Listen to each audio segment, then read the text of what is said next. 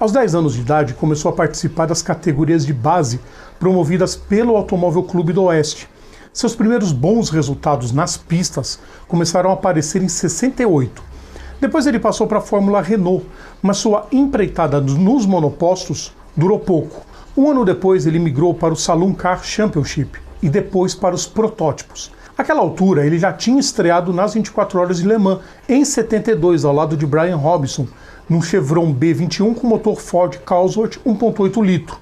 A dupla largou num 15º lugar, mas abandonou em decorrência de uma falha numa cabeça de cilindro do motor após completar 76 voltas. No ano seguinte ele não se classificou para a prova, mas em 74 sua sorte melhorou.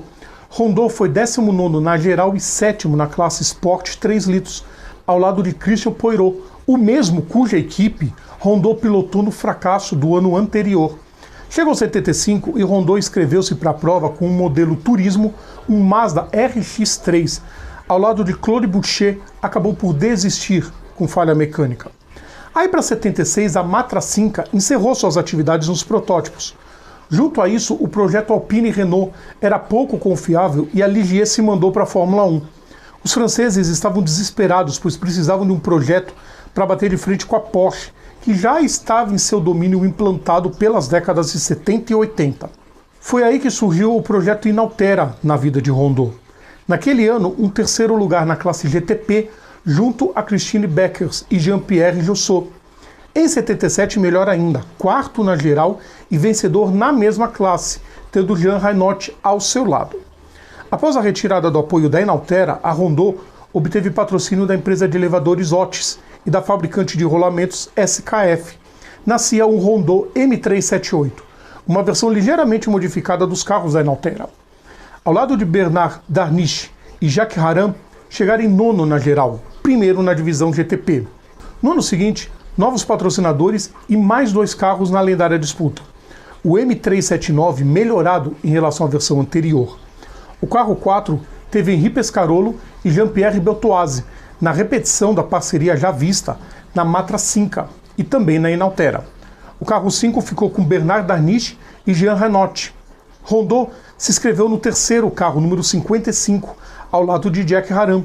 Mas sua preocupação estava somente no cuidado com a equipe nos bastidores. O saldo foi positivo. Rainot e Darniche chegaram em 5º na geral, vencendo na subclassificação Sport acima de 2 litros. Pescarolo e Beltoise cruzaram a linha de chegada em 10º. Apesar de bons resultados, a opinião alimentava a ideia de que o motor Cosworth era fraco e pouco confiável. Os próprios resultados dentro do top 10 deveriam provar o contrário. Mas foi em 80 que Jean calou a boca de todos os seus críticos.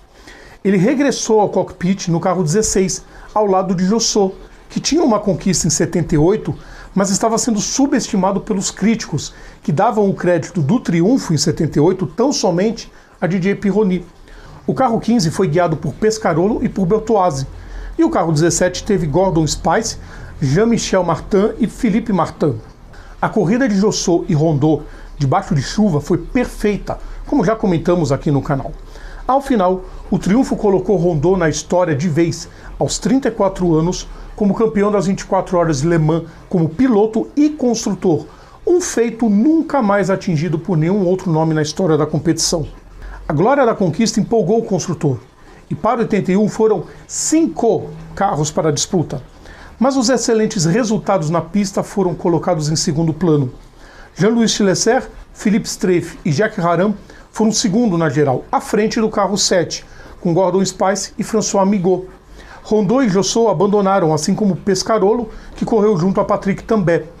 O 3º abandono, lamentavelmente, foi fatal.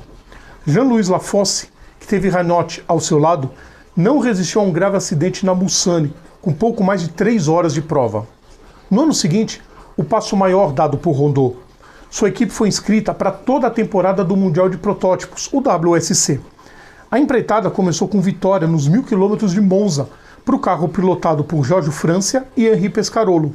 Em Silverstone, Pescarolo andou com Gordon Spice, que conhecia bem a pista britânica.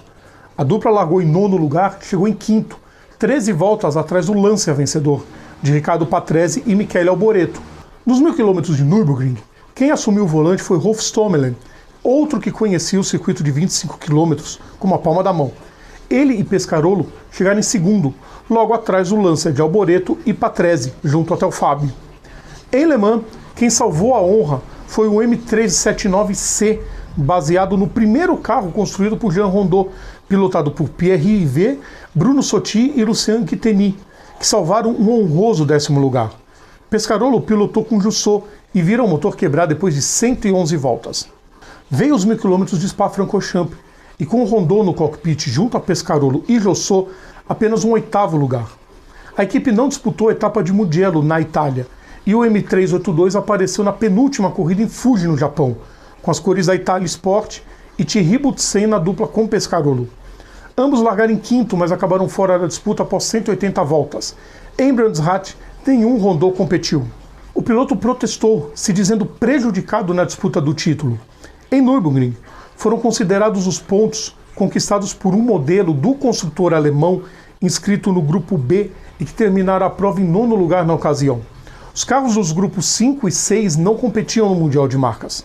Tendo feito os 20 pontos da disputa, os franceses tinham todo motivo de reclamar, porque segundo o grupo C, naquela corrida foi o Ford C100 de Klaus Ludwig e Manfred Winkelhock que nem viram a quadriculada. Revoltado pela perda do caneco por 5 pontos, Rondeau tirou o time do campeonato. A Otis foi junto. Mesmo com esse entreveiro, ele tinha muito crédito e a Ford da França resolveu entrar com tudo, patrocinando o projeto do construtor francês para tentar mais uma vez derrotar a Porsche nas 24 horas de Le Mans de 83. O M482 tinha soluções avançadas de aerodinâmica, mas a equipe apanhou das suas rivais Lancia e Porsche. Em um espaço de 7 horas, todos os 7 carros do time, entre os novos modelos e os anteriores das equipes particulares, abandonaram a disputa. Foi o fim para Jean dentro do grupo C, porque a matriz da montadora pressionou os franceses a pôr um fim na parceria, que já despendia um caminhão de grana no projeto do C100 da Zakspeed. Como compensação, Rondeau recebeu a chancela dos estadunidenses para construir monopostos de Fórmula Ford do campeonato francês da categoria nos 2 anos seguintes. Mas Rondeau seguiu correndo em Le Mans. Em 84, a bordo de um Porsche 956 da equipe de Preston Hain e com o estadunidense John Paul Jr. ao seu lado, veio um brilhante 2º lugar geral.